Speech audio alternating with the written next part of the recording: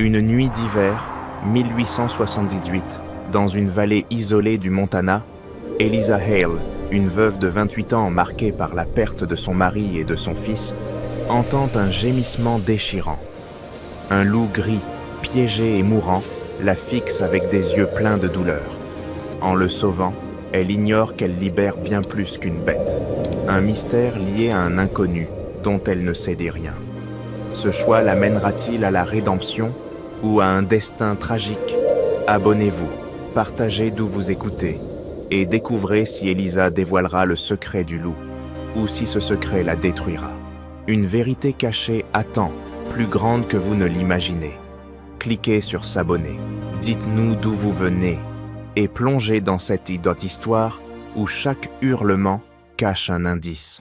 La nuit de 1878, dans une vallée perdue du nord du Montana, où le vent hurlait comme un spectre en deuil, Eliza Hale, veuve de 28 ans, se tenait seule dans une station de ravitaillement abandonnée, vestige d'une époque où les mineurs cherchaient l'or dans ces terres désolées. Son mari, Jacob, avait été abattu lors d'un affrontement trouble avec une milice, et leur fils, un nourrisson, avait succombé au froid mordant d'un exode maudit. Désormais, Eliza survivait dans un monde où la loi n'était qu'un murmure, où les revolvers parlaient plus fort que les prières. La première neige de l'hiver tombait drue, recouvrant le sol d'un linceul blanc, quand un gémissement rauque brisa le silence de sa cabane. Elle saisit son vieux fusil, un Sharps rouillé mais fidèle, et entr'ouvrit la porte, le cœur battant sous son châle élimé. À la lueur pâle de la lune, filtrée par les flocons, elle vit une forme massive, gisant dans la neige. Un loup gris, immense, dont le pelage luisait comme de l'argent terni, était pris dans un piège à ours, une relique oubliée des trappeurs. Sa patte arrière, broyée par le fer, saignait abondamment, tachant la neige d'un rouge sombre qui fumait dans le froid. Le loup haletait, chaque souffle un combat, mais ses yeux, d'un ambre profond, presque humain, ne quittaient pas Eliza. Il ne portait ni menace ni sauvagerie, seulement une douleur brute, un écho de la solitude qui rongeait la jeune femme depuis trop longtemps. En ces déterres sauvages, libérer un prédateur était une folie. Les béranchères pendaient entre ceux qui osaient, craignant que la bête ne revienne dévorer leur bétail. Pourtant, Eliza, qui connaissait la morsure de l'abandon, ne pouvait détourner le regard. Ses yeux la clouaient, sur place, comme s'il lui disait « Toi aussi, tu sais ce que c'est d'être traqué. » Posant le fusil contre le mur, elle s'agenouilla près du loup, ignorant la morsure du vent qui lui brûlait les mains. « Tiens bon, » murmura-t-elle, sa voix tremblante se perdant dans la tempête.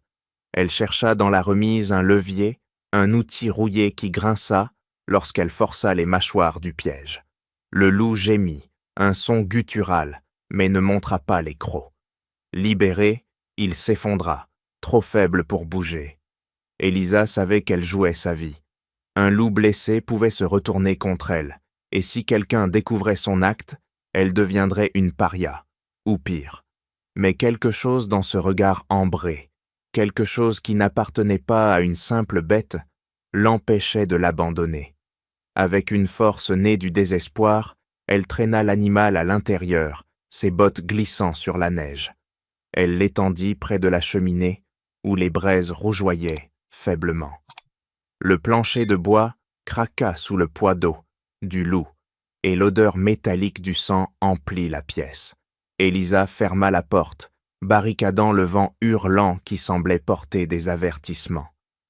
Elle fouilla dans une malle pour trouver les outils médicaux de Jacob.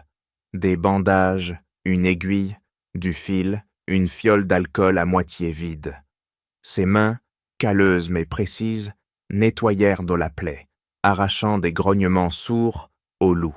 La patte était brisée, les os saillant sous la chair déchirée. « Je ne suis pas médecin, mais je vais essayer, » dit-elle, plus pour elle-même que pour l'animal. Elle recousit la blessure, chaque point une lutte contre le tremblement de ses doigts. Le loup, épuisé, ne bougeait presque plus, ses flancs se soulevant à peine. Eliza alluma une lampe à huile, dont la lumière vacillante projetait des ombres dansantes sur les murs, comme si la cabane elle-même observait.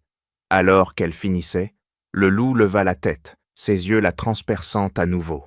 Puis, dans un souffle, il poussa un hurlement. Pas le cri d'un prédateur, mais un son étrange, presque mélodieux, comme un appel lancé vers un horizon invisible. Élisa frissonna, la lampe tremblant dans sa main. Ce n'était pas un loup ordinaire. Quelque chose, ou quelqu'un, l'avait conduit jusqu'à sa porte, et elle venait de s'engager dans un chemin dont elle ignorait la destination.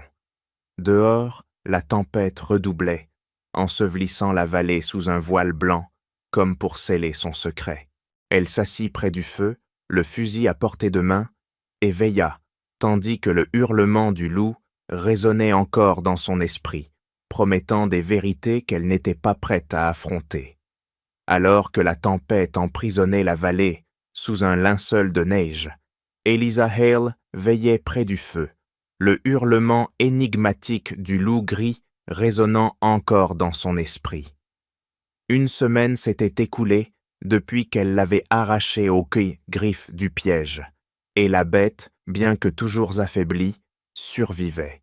Sa patte brisée, désormais bandée, le condamnait à une boiterie permanente, mais ses yeux ambrés, toujours aussi perçants, semblaient d'Antole scruter quelque chose au-delà des murs de la cabane. Chaque nuit, le loup poussait des cris étranges, comme des appels lancés dans l'obscurité, et Élisa, malgré la fatigue, ne pouvait s'empêcher de se demander ce qu'il signifiait. Dans la lumière blafarde d'un après-midi d'hiver 1878, alors que le blizzard rugissait sans relâche, un bruit sourd contre la porte la fit sursauter. Elle empoigna son fusil Sharps, le métal froid sous ses doigts, et s'approcha prudemment. Dehors, la neige tombait si drue qu'elle distinguait à peine les contours des pins tordus par le vent. Un grognement du loup, tapi près de la cheminée, la mit en garde.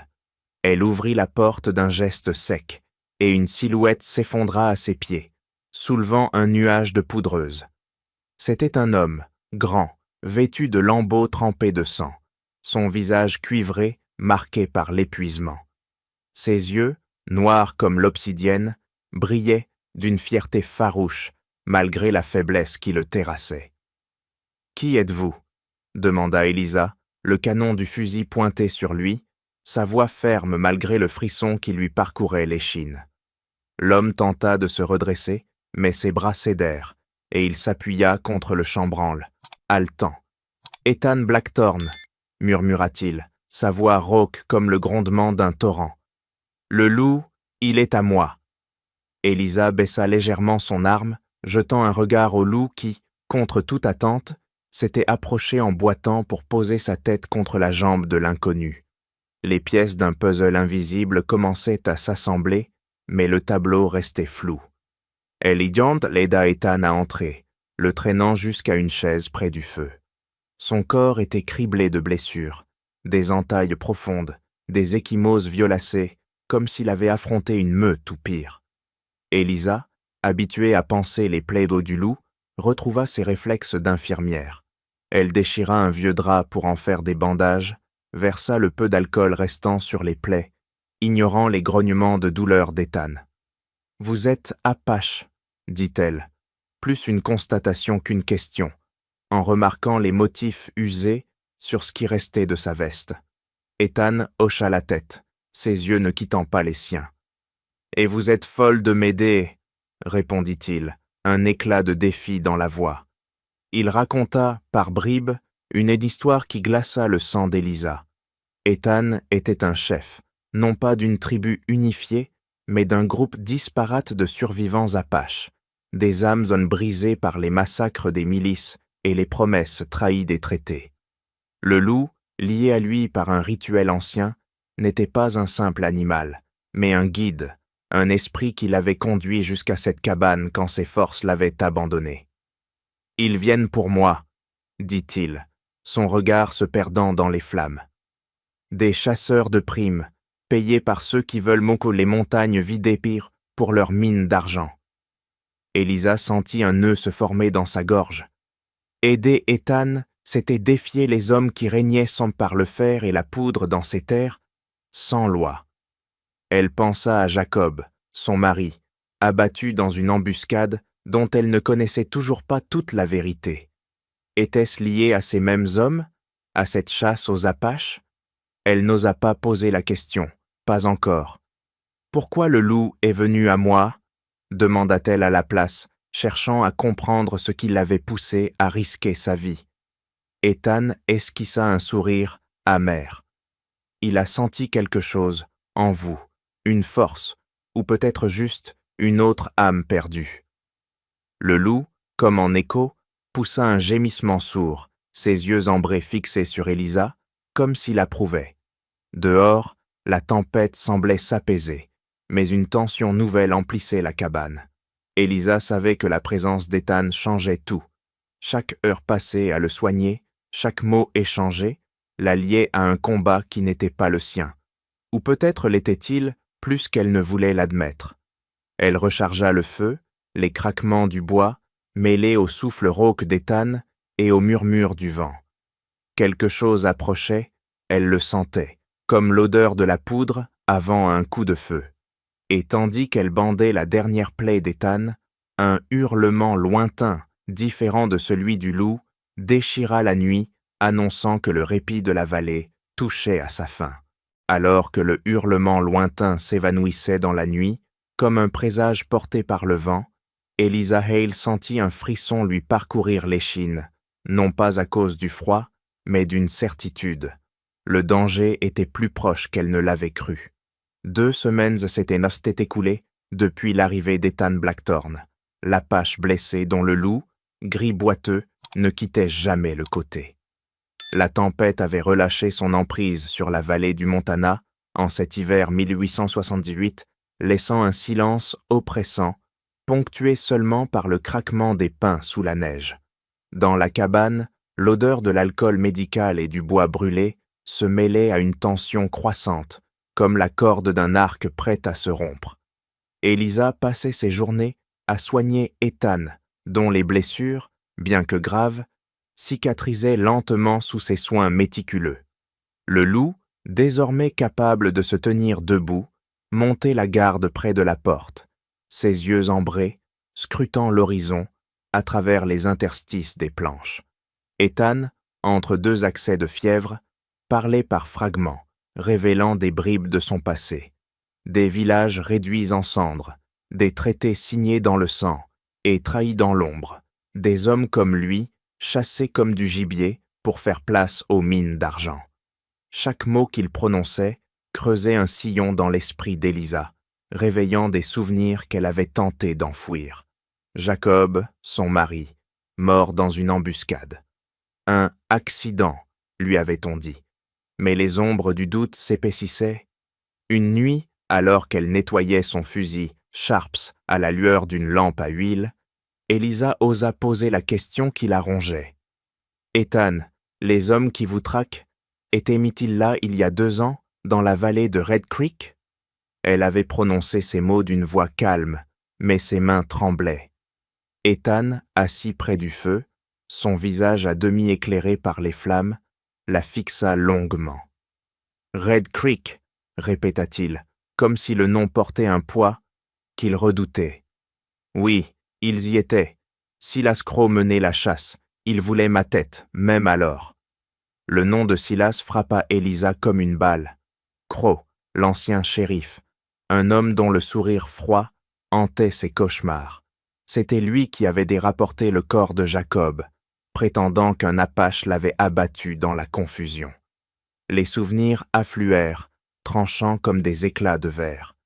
Élisa revit le jour où elle avait supplié Amos Reed, un vieux prospecteur, de lui procurer des remèdes pour Ethan. Une erreur, comprit-elle soudain.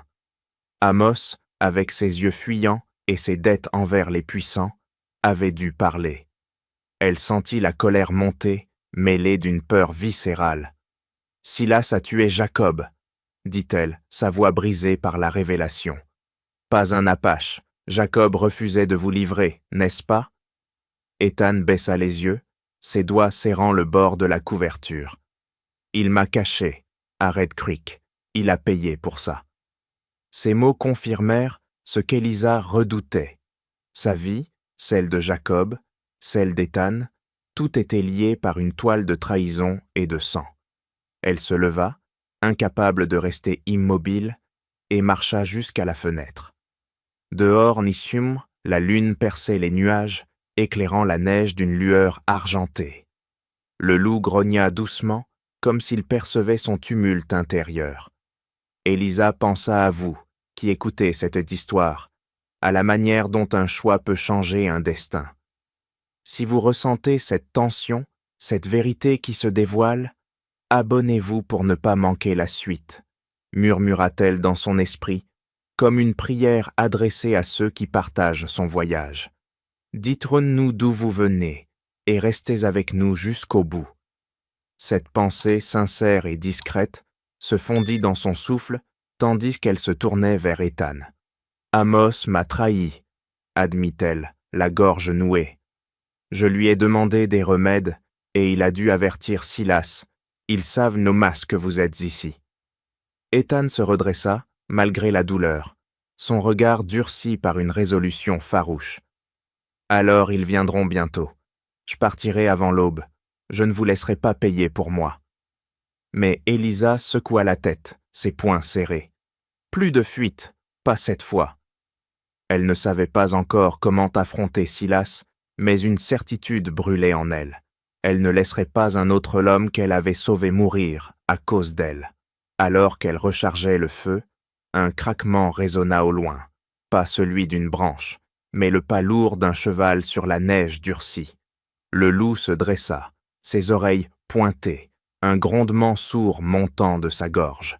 Ethan saisit le couteau qu'Elisa lui avait donné, ses yeux cherchant les siens dans l'obscurité. La vallée, si silencieuse un instant plus tôt, semblait retenir son souffle, tandis qu'une ombre, encore invisible, se rapprochait, portant avec elle la promesse d'un affrontement qui changerait tout.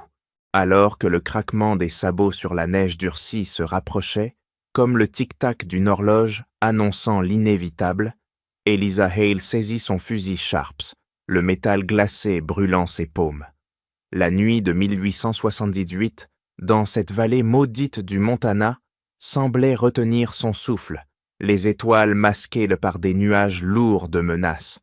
Ethan Blackthorne, debout malgré ses blessures, serrait son couteau, ses yeux noirs scintillant d'une détermination farouche.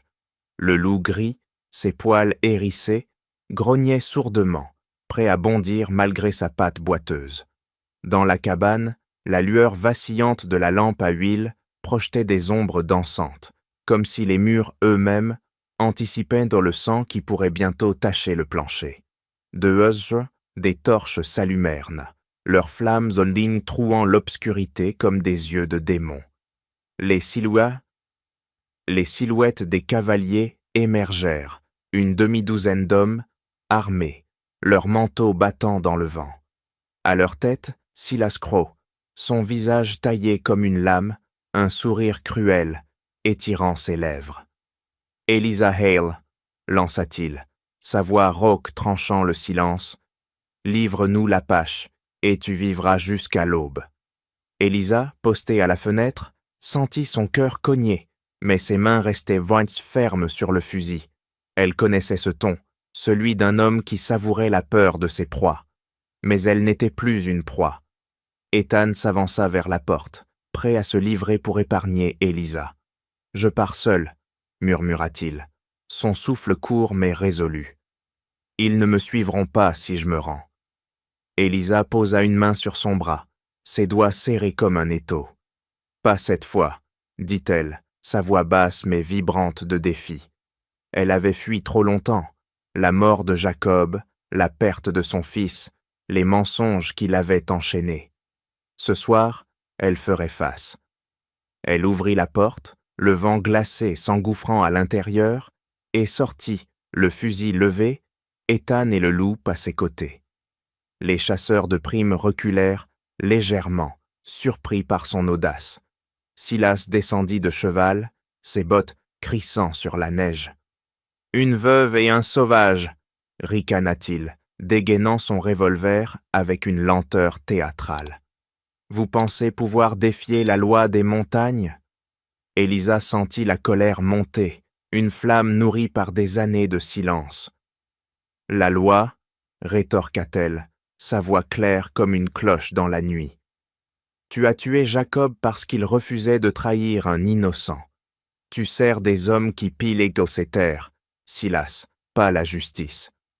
Les mots frappèrent terre comme des balles, et elle vit une lueur d'incertitude traverser les visages des chasseurs derrière lui. Ces hommes, mercenaires endurcis, n'étaient pas tous loyaux à Silas. Ils suivaient de l'argent, pas la cause. Ethan, immobile, observait, son couteau prêt, le loup grognant à ses pieds. Silas éclata d'un rire sec, mais ses yeux trahissaient une nervosité croissante. « Tu parles trop, femme !» grogna-t-il, levant son arme. « Livre l'apache, ou je brûle cette cabane avec toi dedans. » Elisa avança d'un pas, le canon de son fusil pointé sur sa poitrine. « Tire, et tu verras combien d'entre eux te suivront encore, » dit-elle, son regard balayant les chasseurs.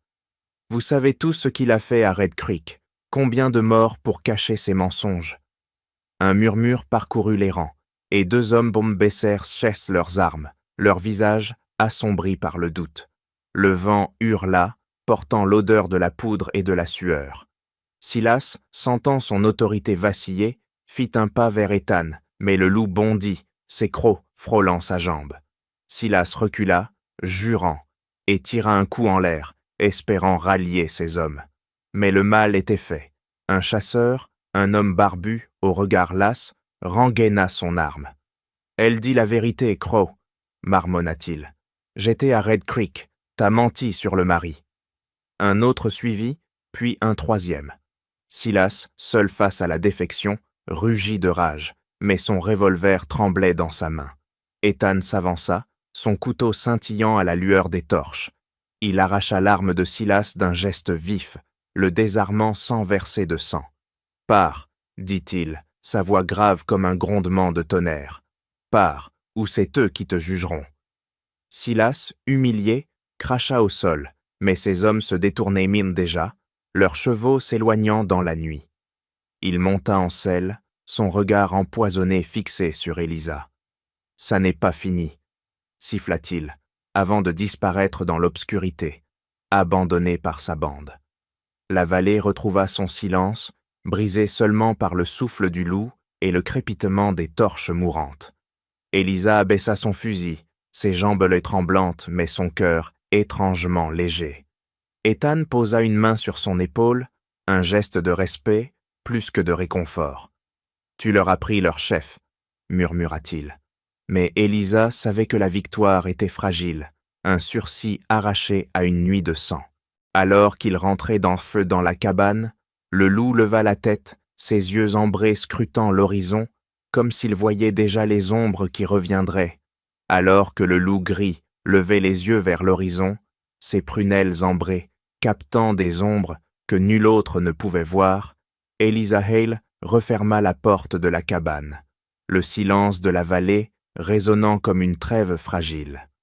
Le printemps de 1878 arriva, chassant la neige des montagnes du Montana et dévoilant des prairies où les fleurs sauvages percèrent la terre comme des éclats d'espoir.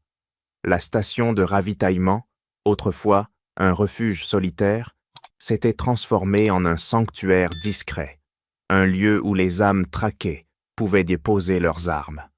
Ethan Blackthorne et son loup boiteux étaient prendre parti après cette nuit fatidique, leurs silhouettes s'effaçant dans les contreforts, mais leur départ n'avait pas laissé Elisa seule. Il avait donné un sens à sa survie.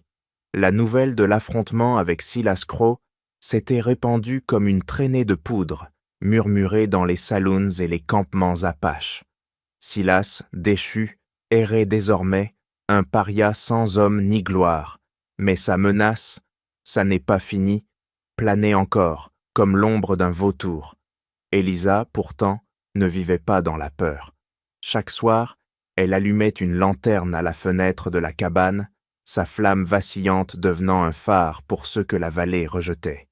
Des Apaches en fuite, des déserteurs fuyant les milices, même des prospecteurs ruinés venaient frapper à sa porte, attirés par la rumeur d'une veuve qui défiait les puissants. Elle les accueillait sans poser de questions, offrant du pain sec, des bandages ou simplement une chaise près du feu. La cabane, jadis silencieuse, vibrait désormais d'histoire. Un vieil Apache, les mains noueuses marquées de par les combats, lui parla des rituels liant les hommes aux loups, des esprits qui guidaient les âmes perdues vers des refuges comme le sien. Une femme, fuyant un mari brutal, lui confia son enfant le temps de disparaître dans les montagnes. Elisa, avec son vieux Sharps toujours à portée, veillait sur eux, son regard durci par les épreuves, mais adouci par une compassion qu'elle croyait avoir perdue. Elle n'était plus seulement une veuve, elle y était devenue une gardienne, un point fixe dans un monde où tout s'effondrait. Le printemps apporta aussi des visiteurs inattendus. Une poignée d'Apaches, des survivants du groupe d'Ethan, revinrent, non pour se cacher, mais pour offrir des présents. Des peaux tannées, des herbes médicinales, un couteau à manche d'os, gravé de motifs anciens. Ils ne parlaient pas beaucoup, mais leurs gestes disaient tout. Blackthorn vit, murmura l'un d'eux, un jeune homme aux yeux hantés, avant de repartir. Elisa serra le couteau contre elle, son cœur battant à l'idée qu'Ethan, quelque part, continuait son combat. Le loup, imagina-t-elle, marchait à ses côtés, boitant mais indomptable, comme un écho de sa propre résilience. Pourtant, la paix restait précaire. Les barons des mines d'argent, tapis dans les villes lointaines, envoyaient de nouveaux chasseurs, moins brutaux que Silas, mais plus insidieux, pour cartographier la vallée et chasser les Apaches qui s'y cachaient. Elisa apprit à lire les signes, des traces de sabots trop nettes, des feux de camp éteints à la hâte. Elle cacha des familles dans la remise, guida des fuyards vers des cols secrets, et une fois abattit un coyote empoisonné destiné à tuer le bétail des Apaches. Chaque acte renforçait sa légende, mais aussi le danger qui pesait sur elle.